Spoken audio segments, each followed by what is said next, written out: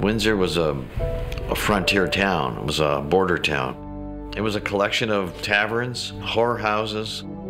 It was a rough and tumble little town. However, Windsor was also an attractive place if you were a safecracker, but this was a great place to hide out. We really didn't have a rank-and-file police force. Windsor decided that it needed some kind of police work. April 1st, 1867. That's when the Windsor Police started. The 3 constables and 1 chief. They didn't even carry guns in those days. They didn't need to. They did it physically. Everyone in Windsor was involved in the liquor trade in some form or another. 4/5 of all the liquor that went from Canada into the United States went through Windsor. Al Capone was a customer, so Capone would come in here and he would make his deals. Well, I know he was at Hiram Walker's. Whether there's a bullet hole in the wall that can be accounted for by his presence, I don't know. Prohibition, continued to the 30s, but liquor brings gambling. Police officers weren't paid very much. Just like in so many other areas, we're taking bribes. We had the largest race wire operation operating right downtown here in Windsor. It was the largest in North America. There was a royal commission that was issued, to check into this. Everyone on the police commission was fired from their jobs except the police chief, who was Claude Renault. And he couldn't be fired because by law, he has to be on the police commission.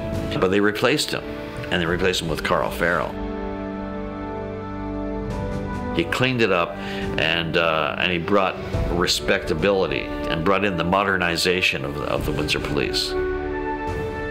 It was a tough, blue-collar lunch bucket town that we were proud of. We were proud to be from here. There wasn't a lot of planning back then. We never, ever thought twice about doing anything. And that was just the way it was, and that's the way it always was. What I miss most about being a police officer is the camaraderie. In 1987, my son got cancer and was fighting cancer for 2.5 years. The support that I got from my fellow officers, second to none. The camaraderie, the fellowship. We were there until it was done, and we finished every code. They managed, they managed to enforce the law. They managed to gain people's trust. They just did it. There is a difference in Windsor. We were very proud for never backing down from anything, ever. Police officers get to see, hear, and do things that nobody else on earth gets to do. We get to experience things we will never forget. And in fact, to this day, I dream constantly that I'm at work. I don't expect that to change.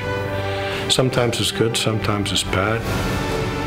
That's just the way it goes. When you've lived these experiences so deeply, so richly, and you've felt them so personally, it's what I could never imagine it would have been when I started.